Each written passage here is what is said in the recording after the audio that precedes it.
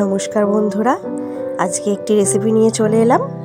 এটি হচ্ছে বাংলার প্রসিদ্ধ মিষ্টি দই রেসিপি। এমন কোনো বাঙালি নেই যারা মিষ্টি দই পছন্দ করেন না। তাই আজকে আমার এই নিবেদন সকলের প্রিয় মিষ্টি দই। আর আজকে আমি বানাবো কেশর মিষ্টি দই। ভিডিওটি পুরো দেখার জন্য অনুরোধ রইল। কত সহজে আমি বাড়িতে কেশর মিষ্টি দই তৈরি করি, চলো ভিডিওটি স্টার্ট করছি। ফার্স্টেই দেখো এখানে দুধ নিয়ে নিয়েছি। এটা কিন্তু ফুল ক্রিম মিল্ক আছে। দুধটা একটু ফুটতেই এখানে গুঁড়ো দুধ দিয়ে দিলাম বেশ খানিকটা, তাহলে স্বাদ হবে খেতে। ভালো করে নাড়িয়ে নেব যাতে কোথাও দলা না থেকে যায়। এরপরে দেখো চিনি দিয়ে দিলাম, তারপরে কেশর দিয়ে দিচ্ছি। যেহেতু কেশর দই তৈরি করব, তাই কেশরটা একটু বেশি পরিমাণেই দিতে হবে। আর এই দইয়ের স্বাদ কিন্তু খুব সুন্দর হয়, যেমন স্মেল ভালো হয় সেরকম খেতেও স্বাদ হয়। দেখো বন্ধুরা, কত সর পড়েছে, একদম ক্ষীরের মতো তৈরি হয়ে গেছে।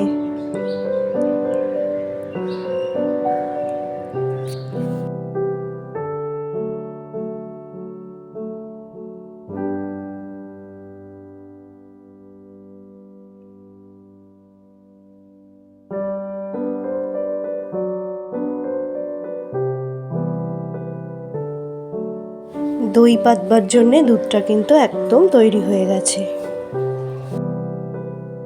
তারপর এটাকে কিছুক্ষণ ঠান্ডা করতে দেব।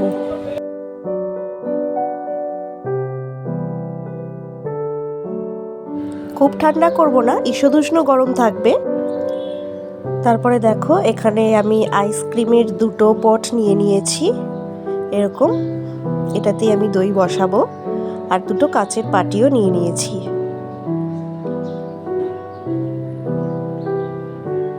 এরপরে দেখো সরটা ওপর দিয়ে দেখতে পাচ্ছ কতটা মোটা সর পড়েছে।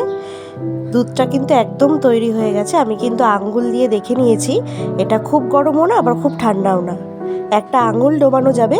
এইরকমভাবেই তৈরি করব, এরকমভাবেই ঠান্ডা করে নেব।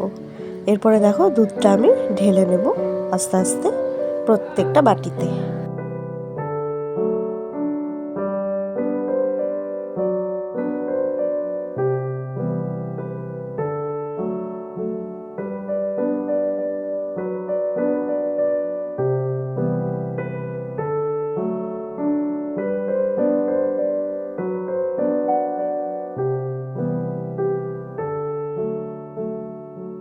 এবার এটাকে 8 থেকে 9 ঘন্টার জন্য রেখে দেবো, তাহলে দইটা ভালো করে সেট হয়ে যাবে।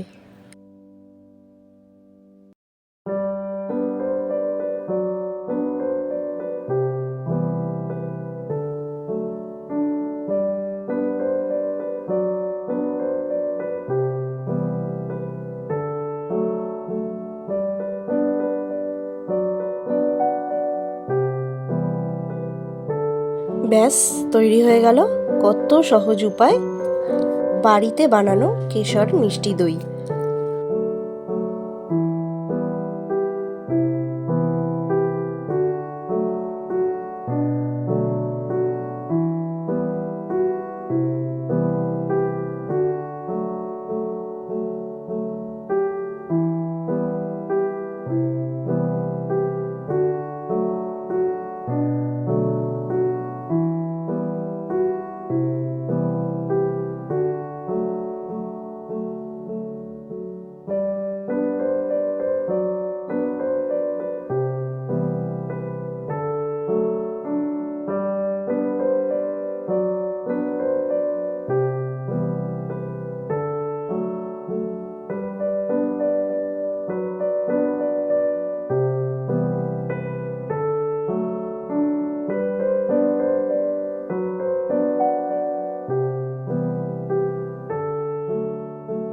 এরপরে আমি তোমাদের দইটা একটুখানি ঢেলে দেখাবো যে কতটা এটা জমেছে ভালোভাবে।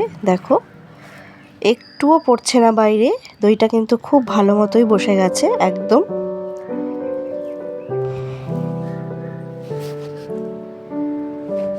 এটাকে একটু ফ্রিজে রেখে দিয়েছিলাম, কারণ দই একটু ঠান্ডা ঠান্ডাই ভালো লাগে খেতে, তাই ফ্রিজে রাখার পর এটা কিন্তু একদম বসে গেছে।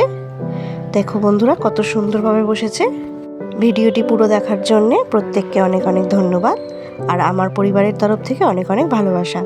আজকে এই পর্যন্তই, পরে আরেকটা ভিডিও নিয়ে দেখা হচ্ছে। টাটা।